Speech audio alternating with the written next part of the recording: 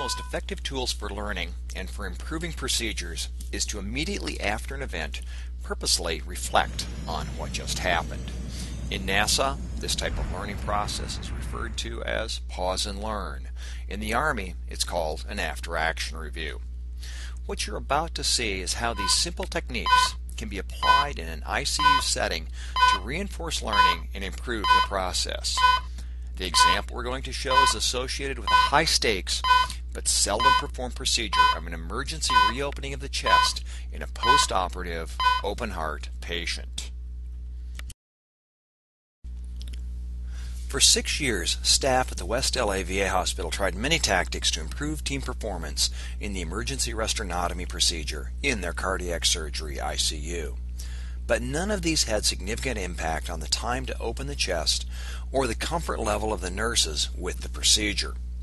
It wasn't until they had a realistic simulation with evidence-based expectations that they got the feedback needed to identify the real barriers to performance. The ICU nurses didn't know the names or purpose of the OR instruments, nor the order of the steps of the procedure that they had never or rarely seen. What's key to note is that this procedure is time critical.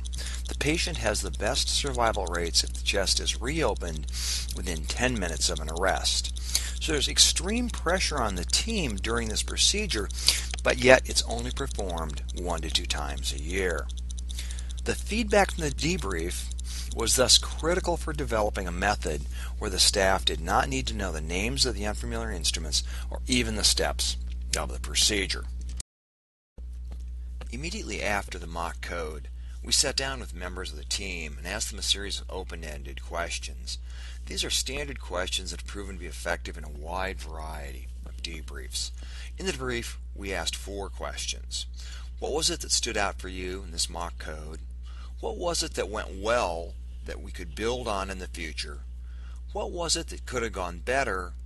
And what advice do you have for the future? To get an understanding of the effectiveness of the technique, we also asked the question, on a scale of 1 to 10, how comfortable were you with the procedure before the mock code, and how comfortable are you now? We're going to show you examples of responses to some of these questions. So what was it that stood out for you most from the procedure last week? What stood out in my mind the most was the pads not finding, the male and the female section hooking up correctly. We were all confused and everybody just stopped. Because we don't stop in codes. The drawers were all, what's first, what's second, what's third, what's the important thing, and then, down the line.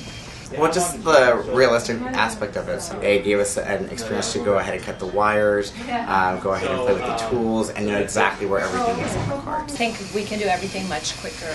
I think this is like a battlefield procedure where you need to be doing one thing after another without even thinking about it. Just doing 1, 2, 3, what do I do next according to the checklist, and not really think about it very much. The second question asked is, what is it that went well that we could build on in the future?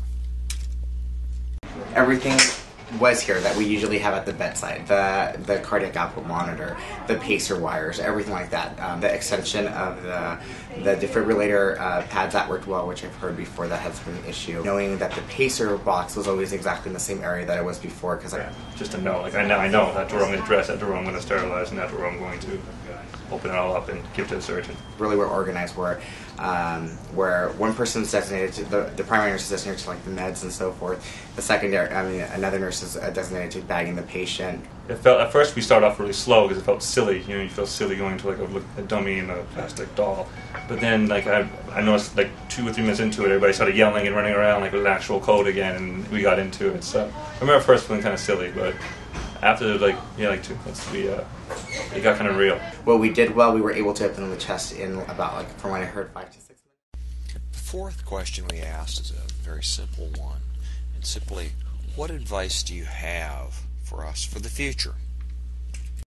Have you got any advice for Meg going forward with this as to... No, the only advice I think is definitely let's just keep doing it, where it's something that happens every 2 months or every so often, just the repetition is where our comfort level is going to increase.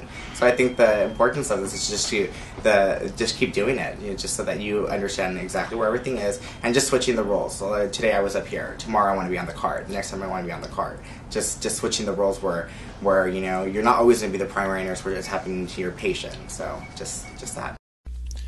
The final question we asked was, on a scale of 1 to 10, how comfortable were you with the procedure before the mock code, and how comfortable are you now? Importantly, we followed this up with the open-ended question of why. In other words, what we were trying to get at is, what was it in the mock code that was most effective, that allowed you to go from whatever your rating was prior to going through the code to where you are now?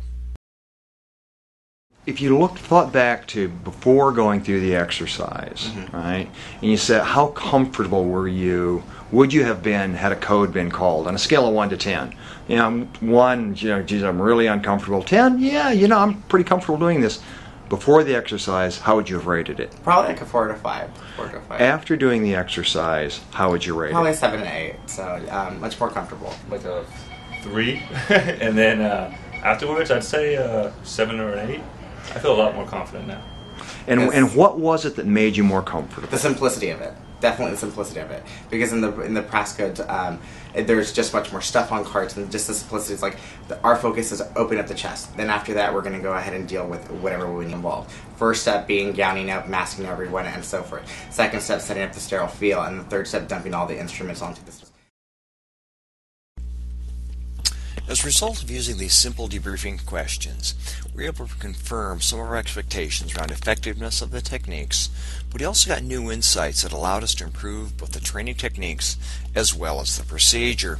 You'll see on this slide below, there are 6 things that we've got from the debriefing techniques. Those 6 aren't relevant perhaps to you.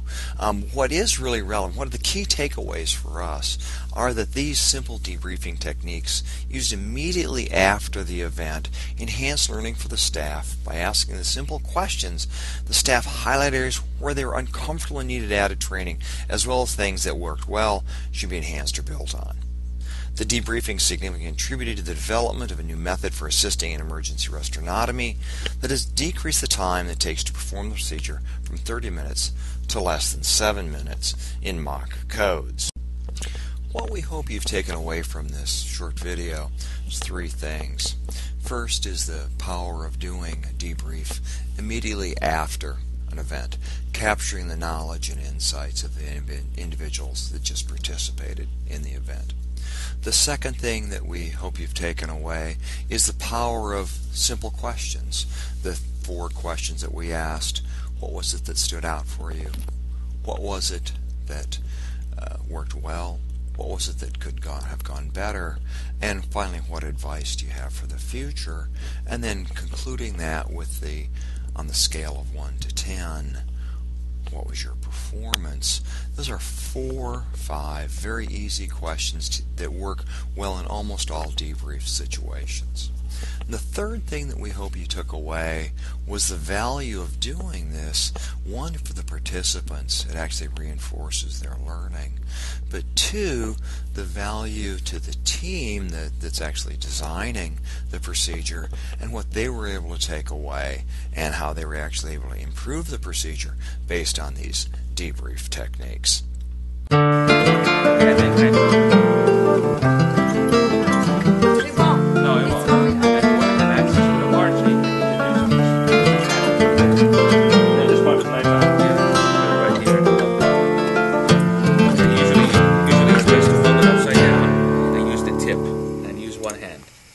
Yeah, there. Oh.